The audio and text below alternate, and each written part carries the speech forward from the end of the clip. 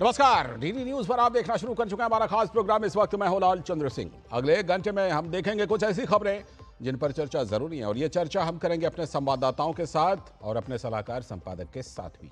और आज सबसे पहले बात करेंगे कि जो एसआईआर की प्रक्रिया 12 राज्यों और केंद्र शासित प्रदेशों में चल रही है, उसमें जो राजनीतिक हंगामा हो रहा है उसके पीछे मकसद क्या है। वैसे तो 12 राज्यों और केंद्र शासित प्रदेशों में यह प्रक्रिया चल रही है, लेकिन आपको सबसे ज्यादा हंगामा पश्चिम बंगाल में और थोड़ा बहुत उत्तर प्रदेश में भी दिखाई पड़ता है। बाकी राज्यों में क्या हो रहा है, इन सब चीजों का भी हालचाल लेंगे और इस पर चर्चा करेंगे। और इसके बाद बात करेंगे कर्नाटक की, जहां सिद्धारमैया ने सबसे ज्यादा लंबे समय तक मुख्यमंत्री बने रहने का रिकॉर्ड तो तोड़ा है, लेकिन कर्नाटक के ही हुबली में एक बहुत ही अमानवीय कृत्य हुई है, उसके बारे में करेंगे बात। और इसके बाद बात करेंगे कि तमिलनाडु में बस कुछ ही हफ्ते के बाद विधानसभा के चुनाव होने हैं, तो राजनीतिक हलचल वहां जबरदस्त है। एक तरफ डीएमके कांग्रेस, दूसरी तरफ एनडीए जिसमें एआईएडीएमके भी है, बीजेपी भी है, पीएमके भी अब शामिल हो रही है। लेकिन बहुत कुछ इधर उधर हो रहा है और एक्टर विजय की पार्टी किधर जाएगी, तो राजनीतिक हलचल जबरदस्त है। और खासतौर पर यह हलचल तब बढ़ी जब केंद्रीय गृह मंत्री अमित शाह वहां पर पहुंचे। तो इन सभी मुद्दों पर होगी बात, होंगे अहम सवाल जवाब, लेकिन सबसे पहले इस वक्त की हेडलाइंस। विदेश मंत्री डॉक्टर एस जयशंकर का पाकिस्तान के खिलाफ हल्ला बोल, आतंकवाद को समर्थन देने पर लगाई फटकार। विदेश मंत्री ने वेनेजुएला के ताजा हालातों पर भी जताई चिंता, सभी पक्षों से शांतिपूर्ण संवाद का किया आह्वान। पूर्व प्रधानमंत्री पंडित जवाहरलाल नेहरू से भाजपा का कोई व्यक्तिगत विरोध नहीं। पार्टी के प्रवक्ता सुधांशु त्रिवेदी ने कहा, सोमनाथ मंदिर पर नेहरू की विचारधारा का किया हमने विरोध, कांग्रेस की मानसिकता को बताया देश विरोधी। तमिलनाडु में आगामी विधानसभा चुनाव से पहले एनडीए में शामिल हुआ पीएमके। एआईएडीएमके नेता ई पलानीसामी ने बताया एनडीए गठबंधन को जीत का गठबंधन। कर्नाटक में बतौर सीएम सिद्धारमैया का देवराज अरस का रिकॉर्ड तोड़ने का दावा, सबसे ज्यादा लंबे समय तक मुख्यमंत्री का बनाया रिकॉर्ड। लेकिन सीएम बदलने को लेकर कांग्रेस आला कमान के फैसले पर टिकी सबकी निगाहें। दिल्ली पुलिस ने तुर्कमान गेट पर अवैध अतिक्रमण के दौरान हुई पत्थरबाजी के मामले में दर्ज की एफआईआर, 5 संदिग्धों को हिरासत में लेकर पूछताछ जारी। पुलिस घटना की हर एंगल से कर रही है जांच। और नक्सल मुक्त भारत अभियान को मिली बड़ी सफलता, छत्तीसगढ़ के सुकमा में 65 लाख रुपए के इनामी 13 नक्सलियों समेत कुल 26 नक्सलियों ने किया आत्मसमर्पण। ये थे इस वक्त की हेडलाइंस। अब देखते हैं खबरों को विस्तार से। और आज हम सबसे पहले बात करने वाले हैं कि ये जो एसआईआर की प्रक्रिया 12 राज्यों और केंद्र शासित प्रदेशों में चल रही है, लेकिन उसमें सबसे ज्यादा हंगामा कुछ ही राज्यों में क्यों और उसका मकसद क्या। पहले पूरी रिपोर्ट देखिए, फिर इस पर बात करेंगे अपने संवाददाताओं से भी और अपने सलाहकार संपादक विनोद मिश्र जी से भी। एक बार फिर सुप्रीम कोर्ट में एसआईआर पर बड़ी बहस होने वाली है। चुनाव आयोग ने सुप्रीम कोर्ट को बताया है कि संविधान की ओर से उसे यह अधिकार दिया गया है कि वो वोटर लिस्ट में किसी को शामिल करने से पहले उसकी भारतीय नागरिकता की पड़ताल करे, ताकि यह सुनिश्चित हो सके कि कोई विदेशी यहां पर वोट ना डाल पाए। तो एसआईआर को लेकर सुप्रीम कोर्ट में सुनवाई जारी है। चुनाव आयोग ने अपने हलफनामे में कहा है कि भारतीय नागरिकता के आकलन के इतिहास को संविधान सभा की बहसों से जोड़ा गया था। संविधान निर्माताओं ने चुनाव आयोग को स्पष्ट रूप से यह तय करने का आदेश दिया है कि सिर्फ भारतीय नागरिक ही वोटर्स के रूप में रजिस्टर्ड हो सके। जाहिर है कि बिहार में एसआईआर को लेकर भी विपक्ष ने इलेक्शन कमीशन के अधिकार पर सवाल उठाया था। इस बीच टीएमसी ने सुप्रीम कोर्ट से पश्चिम बंगाल में चल रही एसआईआर प्रक्रिया को 15 जनवरी से आगे बढ़ाने का आग्रह कर दिया है। उन्होंने आरोप लगाया कि इस अभियान से बड़े पैमाने पर मताधिकार से वंचित होने की लोगों की आशंका है, क्योंकि चुनाव आयोग को कथित तौर पर 1.36 करोड़ मतदाताओं के खिलाफ तार्किक विसंगतियां मिली हैं। लेकिन बड़ा सवाल तो यह भी है कि ड्राफ्ट लिस्ट पब्लिश हुए 20 दिन से ज्यादा हो चुके, किसी दल ने अब तक किसी ने वोट कटने की शिकायत चुनाव आयोग से की ही नहीं है।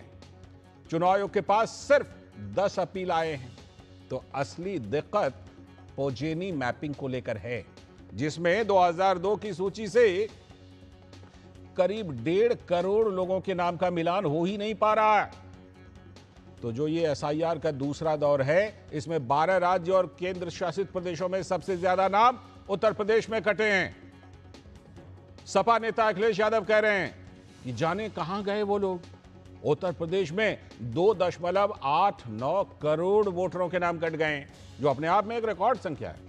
यूपी में वोट कटने के मामले में बिहार, पश्चिम बंगाल, तमिलनाडु समेत तमाम राज्यों को पीछे छोड़ दिया है। यूपी में 27 अक्टूबर 2025 तक कुल 15.44 करोड़ वोटर थे। एसआईआर में इस राज्य से 2.89 करोड़ वोटरों के नाम कट गए। उधर मध्य प्रदेश की बात कीजिए, 5.74 करोड़ वोटर थे, लेकिन एसआईआर में 42.47 लाख नाम वोटरों के कट गए। छत्तीसगढ़ की बात, 2.12 करोड़ वोटरों में से 27.34 लाख वोट कट गए। राजस्थान में 5.47 करोड़ वोटर में से 41.85 लाख वोटरों के नाम कटे। पश्चिम बंगाल में 7.66 करोड़ में से 58.20 लाख लोगों के नाम अभी फिलहाल कटे हैं। केरल में लगभग 3 करोड़ में से 42,08,000 वोट कटे हैं। गुजरात की बात करें तो 5 करोड़ वोटर्स में से 73 लाख वोट वहां भी कटे। और इधर यूपी में ड्राफ्ट लिस्ट जारी होने के बाद चुनाव आयोग ने कहा कि अगर किसी का नाम वोटर लिस्ट में शामिल नहीं है या किसी का कोई अवैध मत शामिल हो गया है तो 6 फरवरी तक इस संबंध में आपत्ति दर्ज की जा सकती है, यानी पूरे 1 महीने। 27 फरवरी तक तमाम आपत्तियों का निस्तारण किया जाएगा और 6 मार्च को यानी 2 महीने बाद फाइनल वोटर लिस्ट जारी हो जाएगी। तो पश्चिम बंगाल, तमिलनाडु, केरल में आगामी चुनावों की तैयारियां भी चल रही हैं। ड्राफ्ट मतदाता सूची भी प्रकाशित हो चुकी है। हालांकि पार्टियां एसआईआर प्रक्रिया पर तीखी अपनी प्रतिक्रिया दे रही हैं, लेकिन अपील दायर करने में फिसड्डी साबित हो रही हैं। अपील तो आई नहीं रही चुनाव आयोग के सामने। तो जैसा कि हमने बताया कि तमाम राज्यों में यह प्रक्रिया चल रही है और इसी क्रम में उत्तर प्रदेश के निर्वाचन अधिकारी नवदीप रेणवा ने ड्राफ्ट लिस्ट के बारे में जानकारी दी। गणना पत्र जो हमारे पास आए वो थे लगभग 12 करोड़ 55 लाख। तो जो बचे जिनके साइन करके नहीं आए वो 18.70% है। मृतक मतदाता 46.23 लाख 46.23 लाख मतदाता सूची में एक से अधिक स्थानों पर पंजीकृत पाए गए। ऐसे 25.47 लाख 25.47 लाख वोटर्स थे। कुल मिलाकर जो अनकलेक्टेबल था, जिनका नाम ड्राफ्ट वोटर लिस्ट में नहीं आया, वो 2.89 करोड़ या 18.70%, 18.70%। वहीं उत्तर प्रदेश के उप मुख्यमंत्री केशव प्रसाद मौर्य ने बताया कि जिस दल को भी एसआईआर से जुड़ी आपत्तियां हैं वो 6 फरवरी तक फॉर्म भर सकते हैं। भाजपा ही नहीं, जितने भी राजनीतिक दल हैं सबको मौका है कि 6 जनवरी से 6 फरवरी तक जो आपत्ति है वह चुनाव आयोग को दे सकते हैं। जिनके नाम गलत कट गए हैं सही करने के लिए फॉर्म 6, 7, 8 यह प्रक्रिया है और उसका सबको हिस्सा बनना चाहिए। एक जो सही मतदाता घुसपैठिया उसके अंदर ना हो, डुप्लीकेट ना हो, मृतक मतदाता का नाम ना उसमें जोड़ दें, यह सब ध्यान में रखते हुए मतदाता सूची चुस्त दुरुस्त होनी चाहिए। विपक्षी पार्टी सपा के नेता रविदास मेहरोत्रा का कहना है कि वोटर लिस्ट से बड़े पैमाने पर नाम काट दिए गए। वोटर लिस्ट में जो नाम काटे गए हैं उसके अलावा कोई भी नाम जोड़ा नहीं गया है। इलेक्शन कमीशन का काम है कि हर मतदाता का नाम लिस्ट में हो, लेकिन बड़े पैमाने पर वोटर लिस्ट से लोगों के नाम काट दिए गए हैं। अब चुनाव आयोग को चाहिए कि फॉर्म 6 भरने की प्रक्रिया शुरू करे। तो उत्तर प्रदेश में तो इसे माहौल गर्म है ही, लेकिन सबसे ज्यादा माहौल गर्म कहां है? पश्चिम बंगाल में। तो टीएमसी नेता कुणाल घोष का कहना है कि निर्वाचन आयोग जनता को परेशान कर रहा है। बुजुर्ग जो है उसका हैरासमेंट हो रहा है, जो ट्रीटमेंट में है उसका हैरासमेंट हो रहा है। ये तो हम लोग, सिर्फ हम नहीं बोल रहे हैं, अब मीडिया में इतना सारे तस्वीरें और इंटरव्यू आ रहा है। पूरा बंगाल में पब्लिक को हैरास करना ये इलेक्शन कमीशन का काम बन गया है। तो कांग्रेस नेता, जो पश्चिम बंगाल में कांग्रेस के नेता अधीर रंजन चौधरी, उन्होंने ममता बनर्जी को घेरते हुए कहा कि मसीहा बनते बनते ममता मुसीबत बन गई हैं।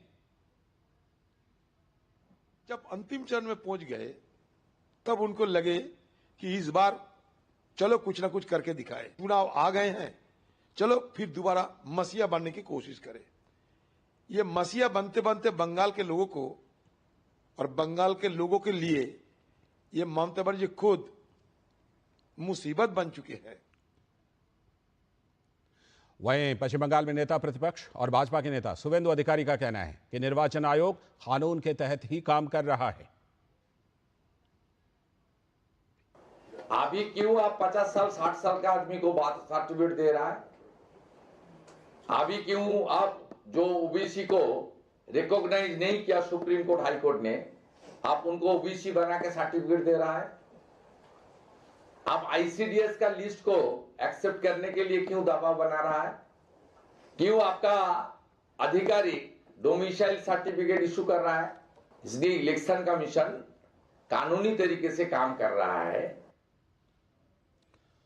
तो ये तमाम प्रतिक्रिया हमने आपको बता दी, लेकिन जो राज्यों में, जिन राज्यों में ये एसआईआर की प्रक्रिया चल रही है, वहां के हालात कैसे हैं? सबसे ज्यादा चर्चा तो पश्चिम बंगाल और उत्तर प्रदेश की होती है, लेकिन बाकी राज्यों में भी, कुल 12 राज्यों में ये प्रक्रिया चल रही है। तो हम आज कई संवाददाताओं को अपने साथ जोड़ रहे हैं, जिनके साथ ये खास चर्चा हम इस विषय पर करेंगे। हमारे साथ हमारे संवाददाता विकास सिंह लखनऊ से, साथ में सौरभ दत्ता कोलकाता से, महेश जयपुर से, हमारे साथ विन्या तिरुवनंतपुरम से, विकास सारथी दिल्ली से, मेघना देव भी दिखाई पड़ रही हैं गुजरात से, और ज्योति भी बेंगलुरु से हैं, और हमारे सलाहकार संपादक विनोद मिश्र जी यहीं पर स्टूडियो में हमारे साथ हैं। मैं सीधे सबसे पहले विनोद मिश्र जी के पास ही चलता हूं। सर, जिस तरह से कि ये प्रक्रिया चल तो रही है 12 राज्यों में, देखिए 6 जगहों से तो हमारे संवाददाता भी खड़े हैं, लेकिन सबसे ज्यादा हो हल्ला चिल्ल पौ सबसे ज्यादा पश्चिम बंगाल में, और जहां विकास खड़े हैं उत्तर प्रदेश से भी अब थोड़ी थोड़ी आवाज सुनाई पड़ने लगी है। तो ये जो पूरी प्रक्रिया चली है, इसमें ये हंगामा ज्यादा है, और जो पूरा महीना भर दिया जा रहा है कि लाइए जिनका नाम कटा है, अगर किसी का गलत नाम कटा है तो ले आइए, वो कहीं से नहीं आ रहा, हंगामा ज्यादा है। विनोद जी। लाल जी, मैं आपके ये हंगामे से शुरू करता हूं कि ये हंगामा क्यों बढ़पा। हंगामा क्यों है बढ़पा? तो ये हंगामा जो बरप रहा है उस पर आप ये देखिए कि ये 2.0 जो ये दूसरे फेज का एसआईआर है, 9 राज्य और 4 केंद्र शासित प्रदेश भी हैं इसमें। तो उसके साथ में एसआईआर का यूपी के बाद जो आप कह सकते हैं कि दूसरे चरण का ये एसआईआर का ड्राफ्ट लिस्ट सारे स्टेट में लगभग चुनाव आयोग ने पब्लिश कर दिया है। अब उसमें पब्लिश करने के बाद जो होता है कि प्रक्रिया में कि जिसके नाम छूटे हों या जिसके नाम अवैध मत में अभी शामिल हो गया हो, अगर वो चाहते हैं कि वहां से नाम कटवा ले, तो ऐसे लोगों के लिए 1 महीने का समय है। लेकिन ताज्जुब की बात आप देखिए कि पश्चिम बंगाल में अभी वो ड्राफ्ट लिस्ट जारी हुए 20 दिन से ज्यादा हो गए हैं। लाल जी, मैं आप जानकर हैरान होंगे कि पॉलिटिकल पार्टी से एक भी शिकायतें अपील नहीं हुई है। बताइए। इंडिविजुअली 10 लोगों ने ये किया है, सिर्फ 10। अब आप देखिए इस हालत में कि कल सुप्रीम कोर्ट में इस पे बड़ी बहस होनी है, और टीएमसी के सांसद वहां भी पहुंचे हुए हैं जी।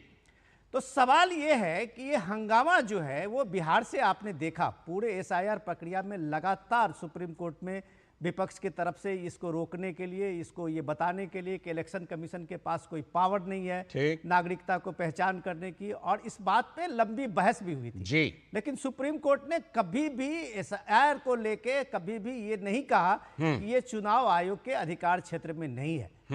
लेकिन कल का ये इंपॉर्टेंट है, जो चुनाव आयोग की तरफ से हलफनामा दिया गया है उसने कॉन्स्टिट्यूशन असेंबली के रेफरेंस को रखा है। तो अब सवाल यह है कि इतना हंगामा क्यों है कि असदुद्दीन ओवैसी की पार्टी के नेता कहते हैं कि ये देश किसी का बाप का नहीं है।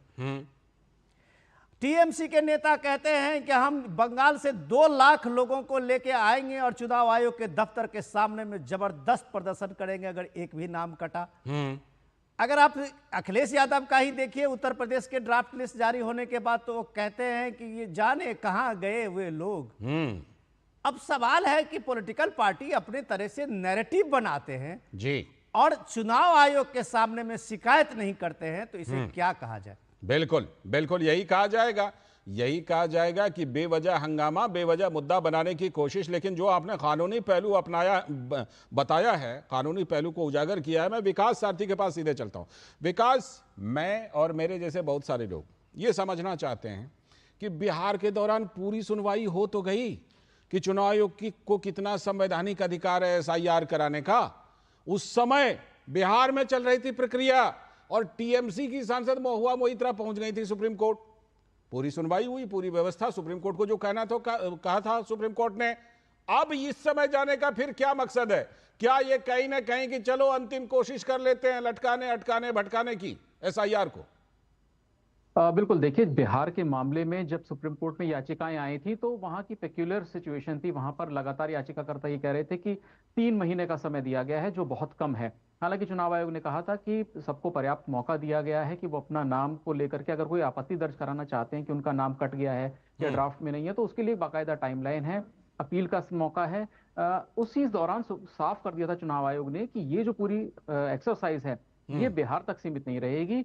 बिहार में चुनाव होना है, इसलिए बिहार से शुरू की गई है। इसके बाद इन्हें अन्य राज्यों में लागू किया जाएगा। उसके बाद पश्चिम बंगाल, उत्तर प्रदेश और कई राज्यों में इस समय ये SIR की प्रक्रिया चल रही है। दिल्ली में भी पूरी एक्सरसाइज चल रही है ट्रेनिंग वगैरह को लेकर के। तो ये चुनाव आयोग ने जैसे ही साफ कर दिया, जहां जहां पर आप देख रहे हैं कि विपक्षी दलों की सरकारें हैं, उन्होंने इसको लेकर के एक अपना विरोध जताया है, तरह तरह की बातें कही गई हैं। हालांकि सुप्रीम कोर्ट में सुनवाई के दौरान कोर्ट ने बार बार एक सवाल ये उठाया कि पॉलिटिकल पार्टीज क्यों नहीं सामने आ रही हैं, आप लोग नेता सामने आ रहे हैं। जो सांसद हैं कुछ पार्टीज के, टीएमसी के खासतौर से सांसद बिहार के मामले में भी पहुंच गए थे ये दलील लेकर के कि ये पूरी प्रक्रिया ही गड़बड़ है।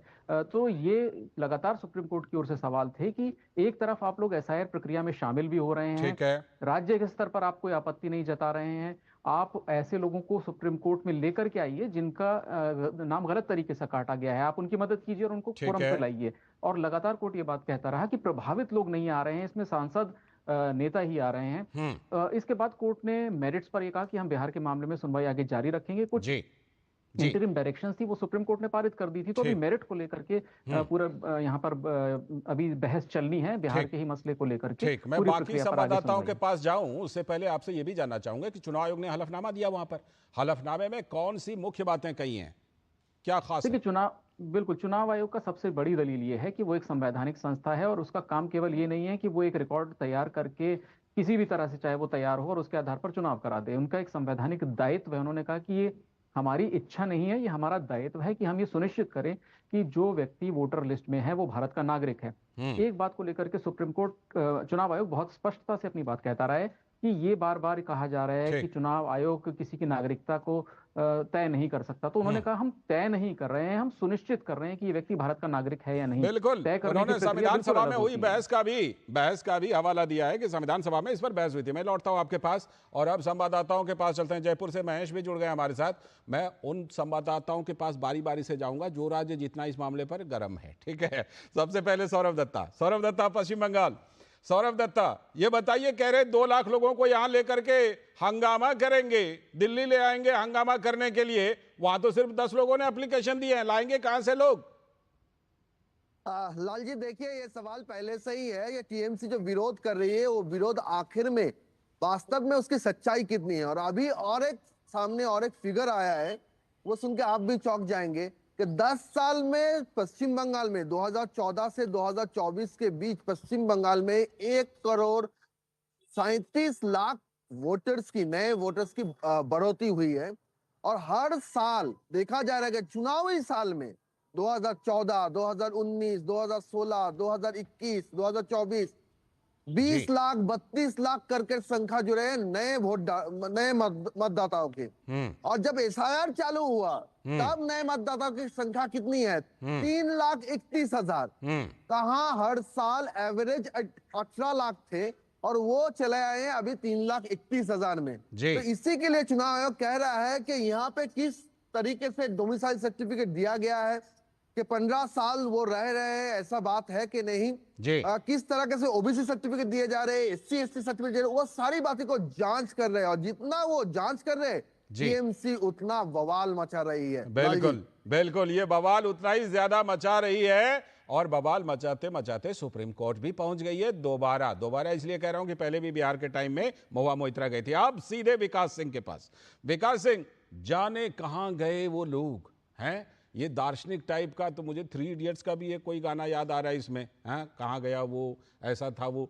ये जो अखिलेश जी कह रहे हैं, उन्होंने तो कहा था कि हमने तो अपना पीडीए का सारा कुछ सुरक्षित कर लिया, हमारे तो इतने सजग सपा के कार्यकर्ता हैं, हमने अपना वोट सुरक्षित कर लिया। अब किस बात की आपत्ति, बताइए। बिल्कुल उनको लग रहा है कि कहां चले गए वो लोग। 2,89,00,000 नाम कटे हैं और उनको कहीं ना कहीं अंदर से ये महसूस हो रहा है कि जो गलत नाम थे, गलत लोग थे, कहीं ना कहीं वो कट गए अगर होंगे तो उनके लिए बड़ी मुश्किल हो जाएगी। इसलिए वो कहाँ गए लोग, और कहीं ना कहीं इसके पीछे एक दोहरी राजनीति भी है उनकी कि वो एक बार साबित करना चाहते हैं कि सामने वाले के वोट कट गए हैं तो अपने कार्यकर्ता थोड़ा सा धीरज बना के रखें, हम लोग काम कर रहे हैं। लेकिन बड़ी बात है उत्तर प्रदेश में इतनी बड़ी संख्या में नाम कटना। सबसे बड़ी बात ये देखी गई है 2 करोड़ से ज्यादा लोग यहाँ से स्थायी रूप से चले गए हैं और 46 लाख लोग रत्न है और 25 लाख लोग ऐसे हैं जिनके एक से कई जगहों पर नाम है। तो कितनी बड़ी ये चीज थी जिसको एसआईआर के द्वारा ठीक किया गया है। और अभी भी समय है दावे और आपत्ति का। मुख्यमंत्री योगी आदित्यनाथ की तरफ से भी ये कहा गया है सभी कार्यकर्ताओं की कि सभी कार्यकर्ता जाएं, उसे चेक करें, गलत नाम दर्ज ना होने पाए, इसके लिए सभी कार्यकर्ताओं को ड्यूटी लगाई गई है। और सभी राजनीतिक दल इस समय जमीन पर काम कोशिश कर रहे हैं कि उनके छूटने ना पाए, उनके लौट आए। बिल्कुल लौट आए, अगर कहीं गए हैं तो लौट आए। सीधे मेघना देव के पास। मेघना, 73 लाख कोई छोटी संख्या नहीं है गुजरात जैसे राज्य के लिए। 73 लाख लोगों के नाम कटे हैं, लेकिन वहां उस तरह की कोई प्रतिक्रिया, कोई हंगामा, क्योंकि देखिए कांग्रेस मुख्य विपक्षी पार्टी है, अब तो वहां आम आदमी पार्टी भी ठीक ठाक हंगामा मचा लेती है समय समय पर, लेकिन वहां इस तरह का कुछ दिखाई क्यों नहीं पड़ रहा है?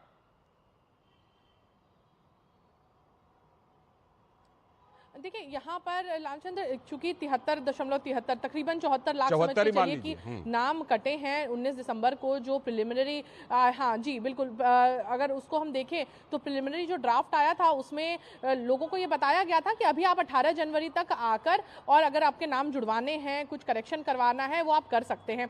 इतना ही नहीं, देखिए यहाँ पर जो ट्रेंड है उसके बारे में भी बताया गया कि ये जो नाम कटे हैं इसमें से 40 लाख तो वो नाम है जो माइग्रेटरी जो वर्कर्स हैं, जो माइग्रेट करते हैं, जो वर्कर्स हैं, वो सारे वर्कर्स के हैं। मैक्सिमम जो नाम कटे हैं वो सूरत में कटे हैं। तो इससे ये पता चलता है कि जो माइग्रेशन का पैटर्न होता है, खासतौर पर जो लोग आते हैं, वोटर्स जो वर्कर्स जो आते हैं, कई लोग ऐसे हैं जो कब का यहाँ से छोड़ के चले गए हैं, किसी और शहर में चले गए हैं या गुजरात में ही किसी और जगह पर हैं, अब वहाँ नहीं रहते जहाँ वो पहले रहा करते थे, तो उनके नाम यहाँ से काट दिए जाएंगे। अच्छा, दूसरी बात ये भी है कि ये जो सबसे ज्यादा जो नाम कटे हैं वो सूरत और अहमदाबाद में कटे हैं, तो जो कि अर्बन इलाके हैं और जहां पे इस तरह का ट्रेंड ज्यादातर देखा जाता है। तो 40 लाख तो नाम वो हुए जो ऐसे वोटर्स हैं जो माइग्रेट करते हैं, जो वर्क अपने अपने काम के लिए इंडस्ट्रीज और अर्बनाइजेशन के हिसाब से जो अलग अलग जगहों पर काम करते हैं। दूसरे तकरीबन 18 लाख वोटर्स हैं जो डिसीज्ड वोटर्स हैं।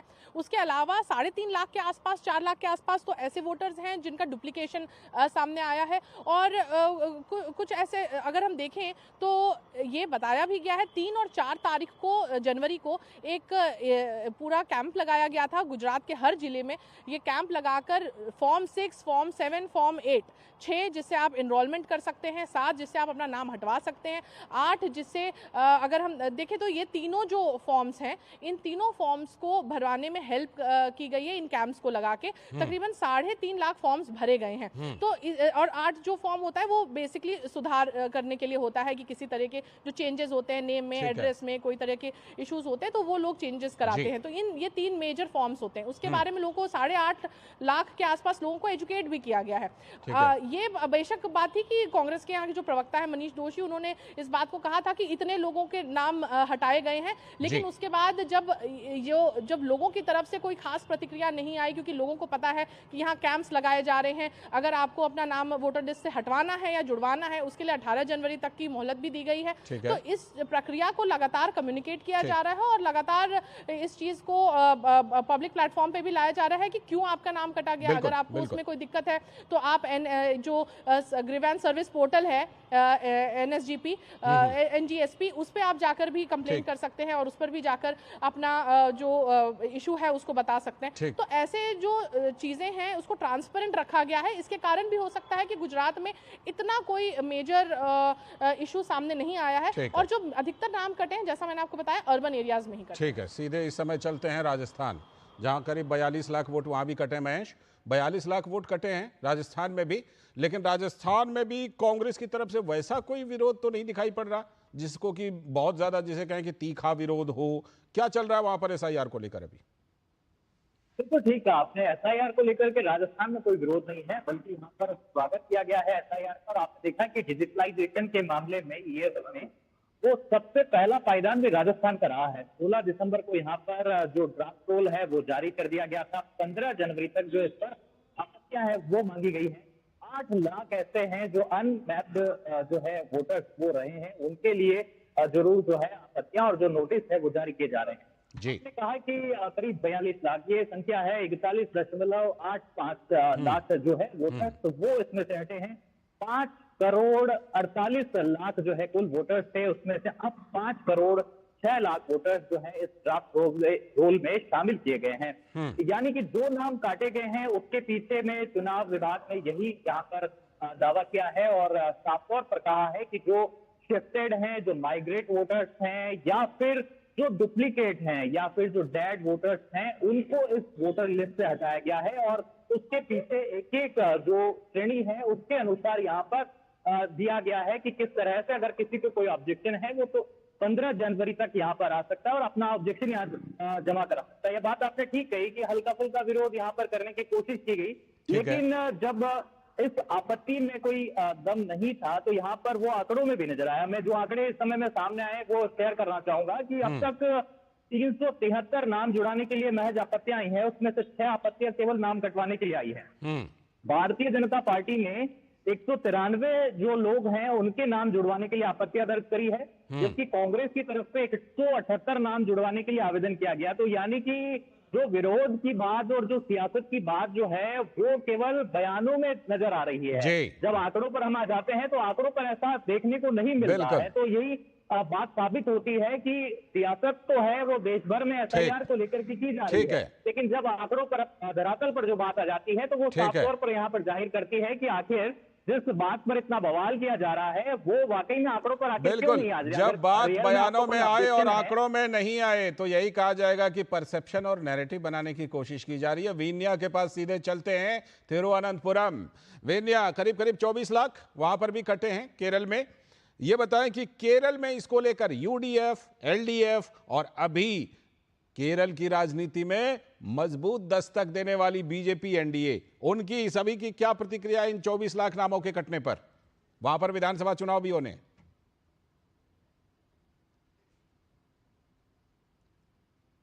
जी, यहाँ पे विधानसभा चुनाव का भी वो पूरा माहौल में है कि 3 महीने के अंदर विधानसभा चुनाव भी वो आ जाएंगे। यहाँ की शुरू में एसआईआर को घोर विरोध किया था भाजपा छोड़ के बाकी सारे राजनीतिक दलों ने। उन्हें प्रचार किया था कि ये एनआरसी लागू करने का दूसरी तरीका है और ये जो केरल का अल्पसंख्यक लोग हैं वो भी उसमें मुस्लिम वोटर्स हैं, उनको ये मतदान सूची से बाहर निकालने का षड्यंत्र है ये एसआईआर, ऐसा सब बोल के प्रचार किया था जो राजनीतिक दलों ने, यूडीएफ और एलडीएफ ने। मगर उसकी वजह से कुछ वो जो कहीं ना कहीं जगह में दिक्कत भी हुआ था, क्योंकि ये जो अल्पसंख्या में जो मुस्लिम वोटर्स लोग होते वो लोग ये जो एन्यूमरेशन फॉर्म भरने के लिए तैयार भी नहीं था।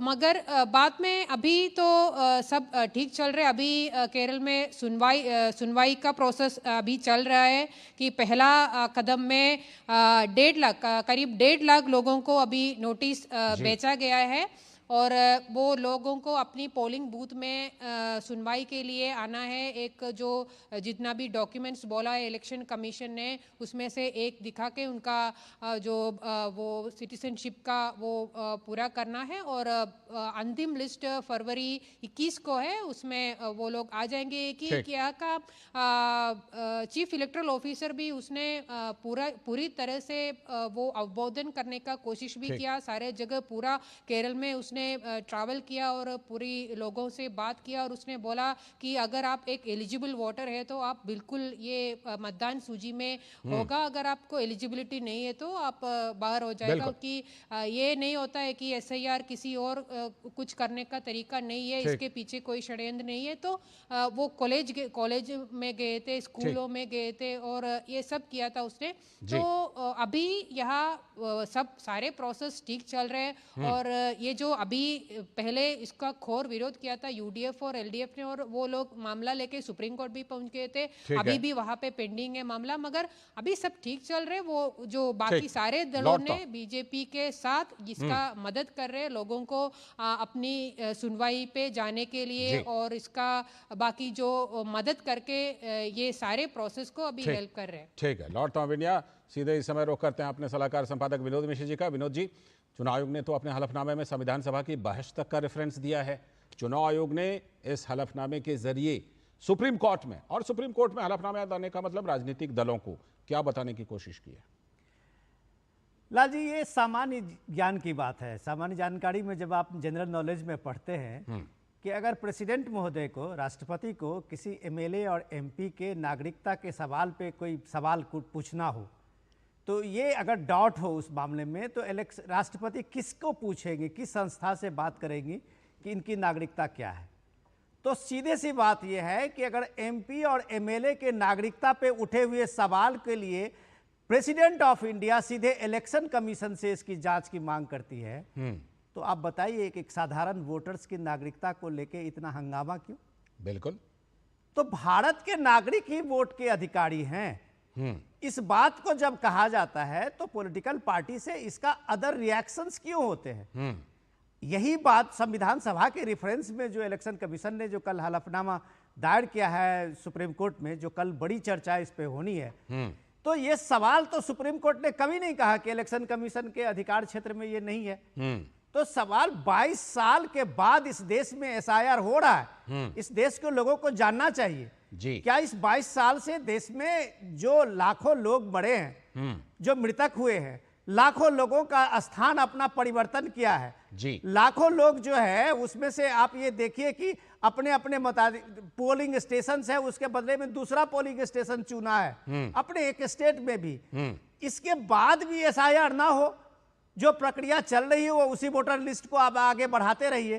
तो सवाल ये है कि आपने जब हंगामा की बात कही है तो उन्हीं राज्यों में है जहां अगला इलेक्शन होना है, तमिलनाडु, केरल, पश्चिम बंगाल में। जब आप ये देखते हैं तो सीधे सीधे लगता है कि SIR पे ये हंगामा सियासी है, सियासी हंगामा है। और सबसे ज्यादा हंगामा पश्चिम बंगाल में है। सौरभ दत्ता, जरा बताइए, 72 घंटे का अल्टीमेटम दिया था, 72 घंटे का टाइम दिया था जब मुख्य निर्वाचन अधिकारी ने DGP को पत्र लिखा था। उस मामले में क्या डेवलपमेंट है?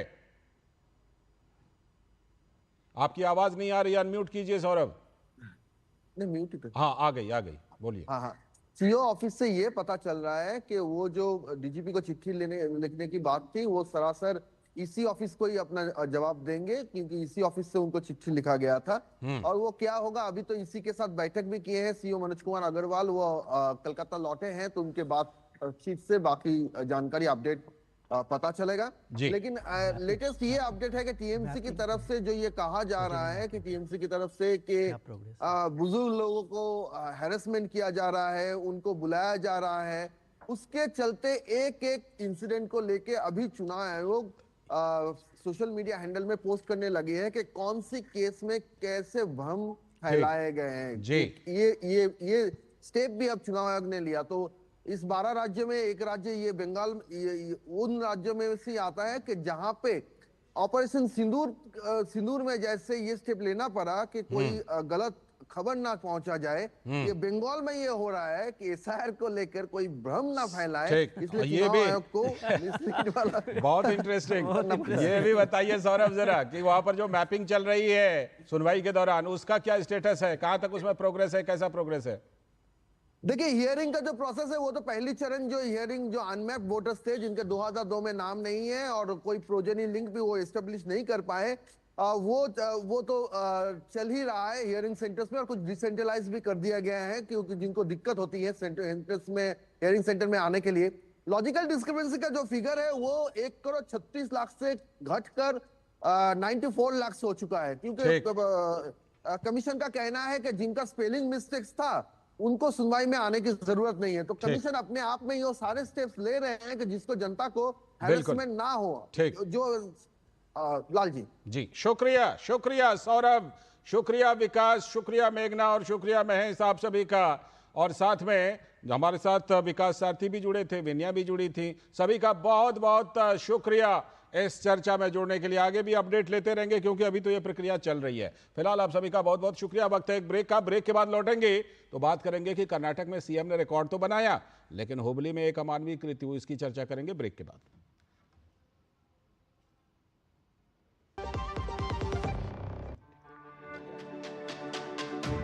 मेरी पसंद, मेरी पसंद, मेरी पसंद, मेरी पसंद, हमारी पसंद, हम सबकी पसंद। मजबूत देश का मजबूत सरिया हो गया स्टील।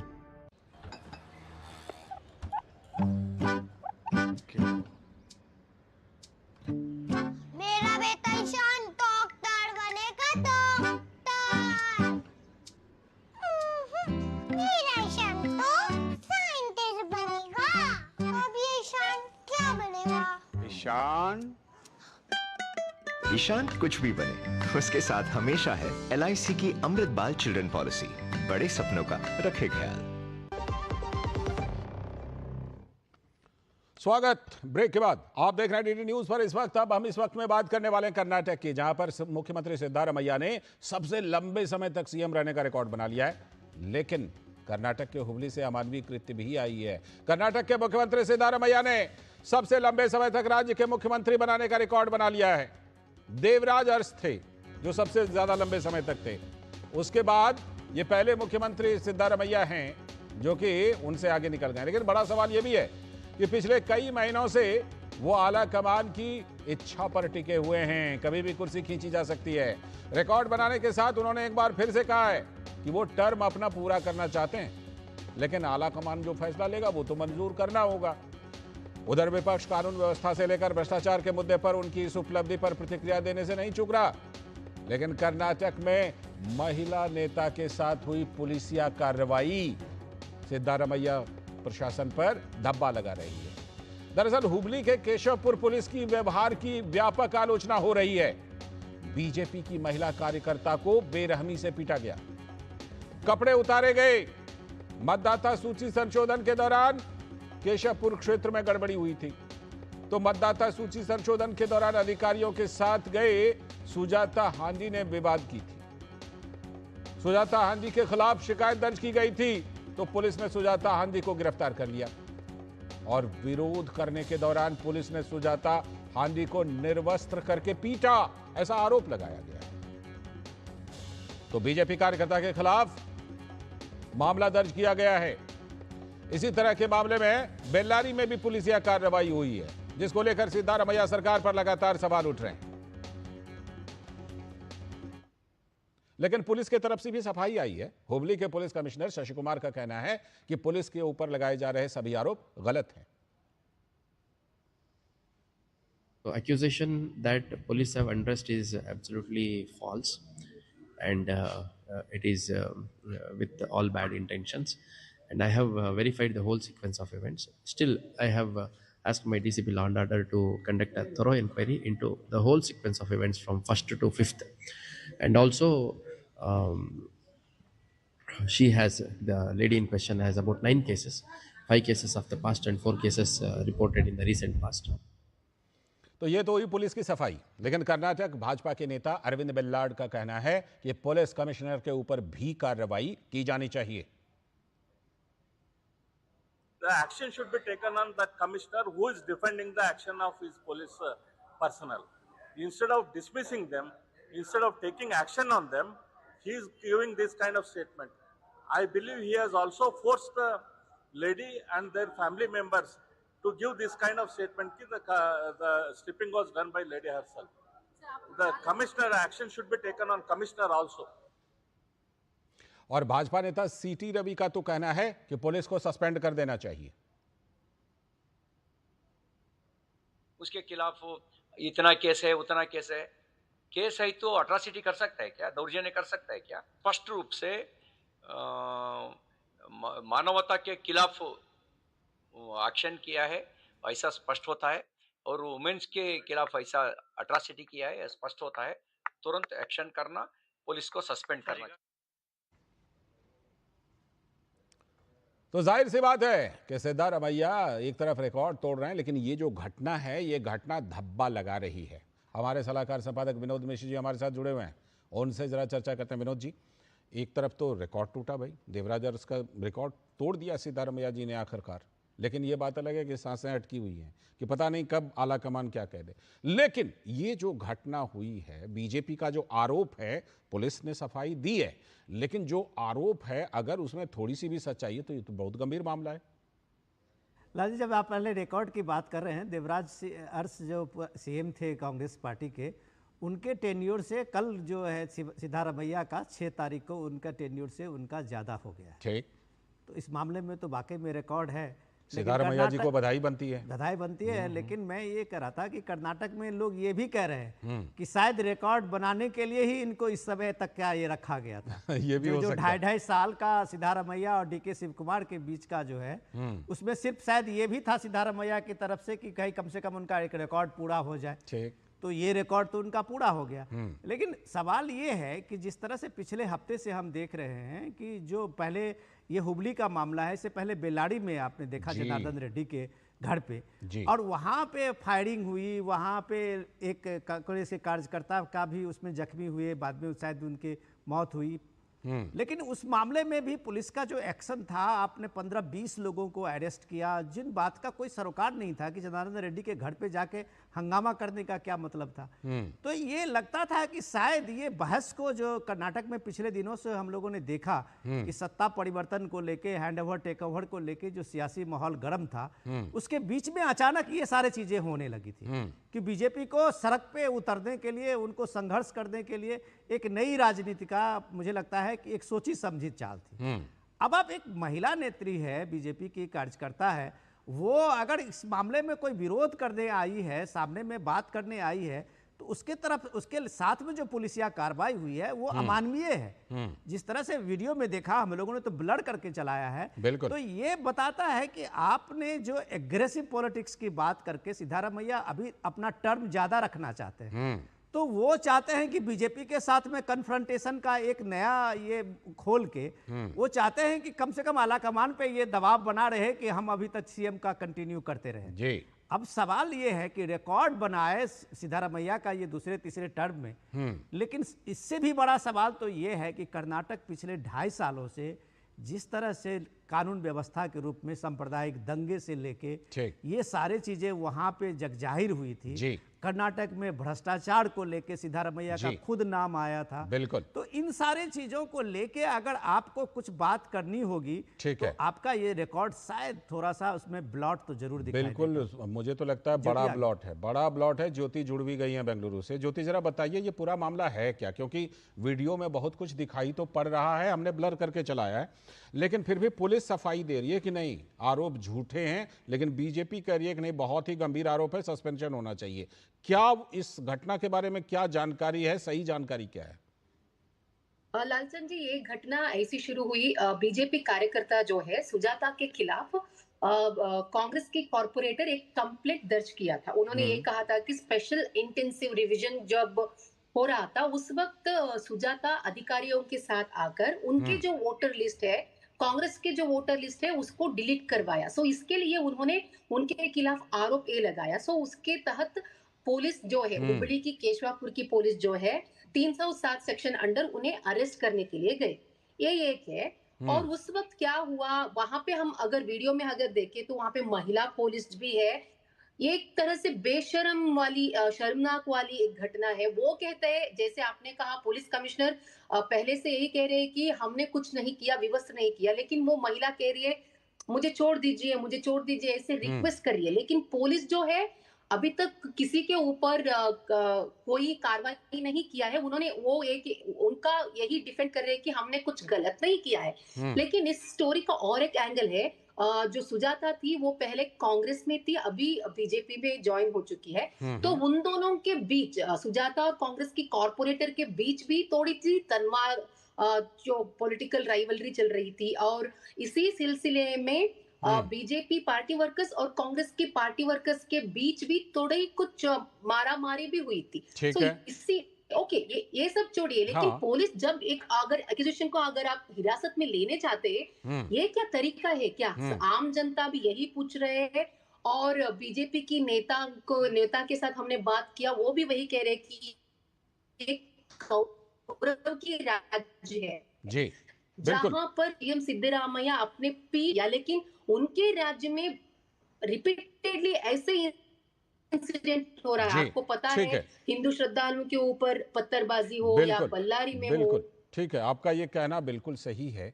ये कहना बिल्कुल सही कि देखिए, नेताओं का इधर से उधर आना जाना होता रहता है, ठीक है, और राजनीतिक प्रतिद्वंद्विता होती रहती है, लेकिन ये घटना जिस तरह से हुई है, उसमें भी वहां पर भले महिला पुलिस रही हो, लेकिन वहां पर तो पुरुष पुलिस भी मौजूद है ना जिस समय ये घटना घटी है। ये बहुत ही आपत्तिजनक है। शुक्रिया फिलहाल आपका जुड़ने के लिए ज्योति। विनोद जी, आपका भी बहुत बहुत शुक्रिया इस खबर पर जुड़ने के लिए। लेकिन ये बहुत ही शर्मनाक मामला कर्नाटक से है। वक्त है एक ब्रेक का। ब्रेक के बाद लौटेंगे तो तमिलनाडु की राजनीतिक हलचल की बात करेंगे।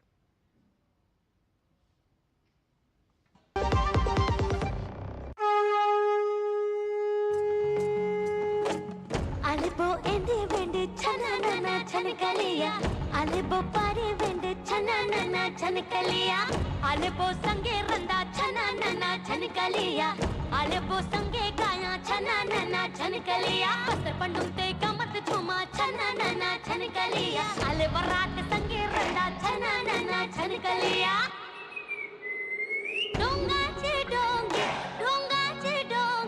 आन दादा रे ए दादा रे डोंगा चे डोंगी आन दादा रे ए ढोल गलते गणस में तेरे बेला डिला कछ मेटा कोटल बसर दस गावड़ा निकाय सोबत निल्ला ए गांव गलत सकरी में हम पुरखा तो दे आए जंगल माटी डोंगरी हामी जीवन रखिया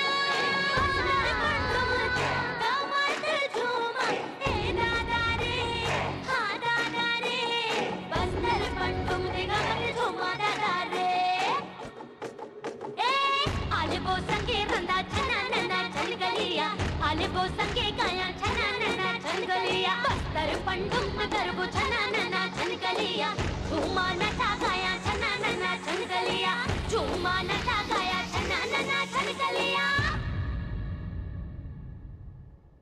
LIC युवा प्रोफेशनल्स के लिए लाए हैं नवजीवन श्री। करें नियमित प्रीमियम का भुगतान, जीवन बीमा का आनंद लें, प्राप्त करें प्रीमियम के प्रतिशत पर गारंटीकृत एडिशंस, अपने वित्तीय लक्ष्यों के अनुरूप मैच्योरिटी पर गारंटीकृत धनराशि पाएं। मौजूदा पॉलिसी धारकों के लिए आकर्षक अतिरिक्त लाभ आज ही खरीदें। जब धरती चीर कर निकलता है लोहे का पत्थर और मिलता है मोंगिया के जोश से, फिर तपता है, पिघलता है और बनता है फौलाद। अब होता है सरिया सारी खूबियों के साथ। मोंगिया स्टील, मजबूत देश का मजबूत सरिया। स्वागत है ब्रेक के बाद। आप देख रहे हैं डीडी न्यूज पर। इस वक्त अब बात करने वाले हैं हम तमिलनाडु की, जहां जबरदस्त राजनीतिक हलचल है, क्योंकि तमिलनाडु में कुछ ही महीने के बाद विधानसभा चुनाव होने वाले हैं। तो आगामी विधानसभा चुनाव के मद्देनजर राज्य की राजनीतिक हलचल जबरदस्त बढ़ गई है, और खासतौर पर केंद्रीय गृह मंत्री अमित शाह के तमिलनाडु दौरे के बाद राजनीतिक सरगर्मी और भी तेज हो गई। इस बीच राज्य की क्षेत्रीय पार्टी पीएमके को एनडीए का साथ मिला है, एनडीए में शामिल हो गई वो। कांग्रेस और डीएमके में भी सीट शेयरिंग और पावर शेयर को लेकर इस बीच संघर्ष बढ़ा है, क्योंकि राज्य की जो कांग्रेस है वो तमिलनाडु में सत्ता में भी अब भागीदारी चाहती है, सिर्फ बाहर से समर्थन नहीं। तमिलनाडु में कांग्रेस की इस बीच अभिनेता विजय की जो पार्टी है, नई पार्टी, उससे भी गठबंधन की कोशिश है, और इसके जरिए सत्ताधारी डीएमके पर राज्य कांग्रेस एक तरह से दबाव बनाने का प्रयास कर रही है। लेकिन दूसरी तरफ केंद्रीय गृह मंत्री अमित शाह के दौरे से बीजेपी और एनडीए में तो जबरदस्त उत्साह है। बीजेपी की कोशिश है कि तमिलनाडु में एक मजबूत गठबंधन बनाया जाए। सत्ताधारी डीएमके की भी सत्ता बचाए रखने की हर संभव कोशिश है, और इन सब के बीच एआईएडीएमके ने पीएमके से गठबंधन की पुष्टि कर दी है। पूर्व सीएम पलानीसामी ने पीएमके के साथ गठबंधन की पुष्टि कर दी, और आने वाले दिनों में उन्होंने कहा कि आने वाले दिनों में भी कई राजनीतिक दल एनडीए गठबंधन में शामिल होंगे। तो तमिलनाडु की जो प्रमुख पार्टी है पीएमके, उसके अध्यक्ष अंबुमणि रामदास ने कहा कि उनकी पार्टी एनडीए में शामिल होगी। We had met the leader of the AIADMK, Mr. Edappadi Palaniswamy, and confirmed the alliance of Paatali Makkal Katchi, PMK, with the ADMK-led front for the Tamil Nadu Assembly elections. And we will contest this election under the leadership of the ADMK in Tamil Nadu, and we definitely will come to power without a doubt, because people of Tamil Nadu are very angry with the ruling party, the DMK. Chennai से हमारी संवाददाता अक्षया नाथ जुड़ गई हैं वहां के राजनीतिक हलचल पर बात करने के लिए। अक्षया, सबसे पहले तो ये बताइए, कैसा लगता है, कुछ रीअलाइनमेंट भी हो सकता है क्या? और दूसरी बात ये कि जो एक्टर विजय की पार्टी है, नई पार्टी, वो क्या किसी तरह से एक ऐसा डार्क हॉर्स है जिसके बारे में अभी कुछ नहीं कहा जा सकता, और वो कभी भी या तो एनडीए की तरफ या डीएमके गठबंधन की तरफ जा सकती है क्या?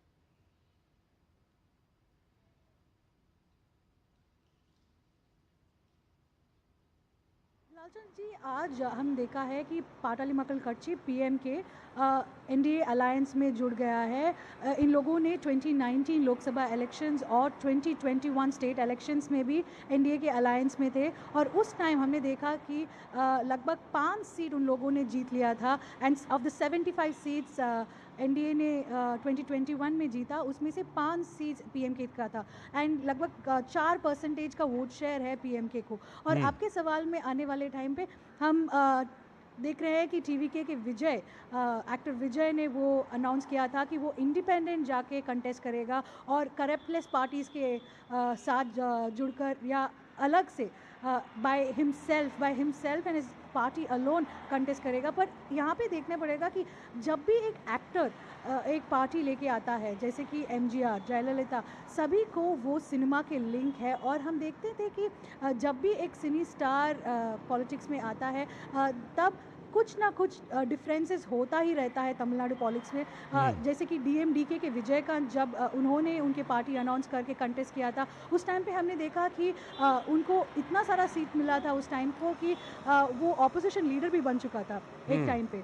तो ऐसे ही हम देख रहे हैं कि विजय को कई सारे सपोर्टर बेस है तमिलनाडु पे, पर उनको सिर्फ और सिर्फ टीवीके या उनके नए पार्टी से बिना विदाउट एनी सपोर्ट जाके कंटेस्ट करने में बहुत ही तकलीफ हो जाएगा। जैसे कि जब कमल हासन ने उनके एमएनएम अनाउंस किया था, जब उन्होंने ट्राई किया अलग से कंटेस्ट करने को, हमने देखा कि कैसे उनका पार्टी जीत नहीं पाया, पर उसके बाद उन्होंने डीएमके के साथ अलायंस किया था। तो ऐसे ही विजय अगर उनके पार्टी को सक्सेसफुल करना चाहता है तो उनको अगर एनडीए या कोई और पार्टी से जुड़ना ही होगा। जी, अमित शाह का वहां पर दौरा हुआ था। अमित शाह के दौरे के बाद एनडीए बिल्कुल उसका मोरल हाई है, और इसके बाद जैसा कि हम जानते हैं कि एआईएडीएमके ने भी दावा किया है कि और पार्टियां जुड़ेंगी, तो जाहिर सी बात है कि दोनों तरफ काफी हलचल है। फिलहाल आपका बहुत बहुत शुक्रिया अक्षया जुड़ने के लिए। इस समय सीधे चलते हैं, उपराष्ट्रपति सीपी राधाकृष्णन दिल्ली में एक कार्यक्रम को संबोधित कर रहे हैं। You have devoted your life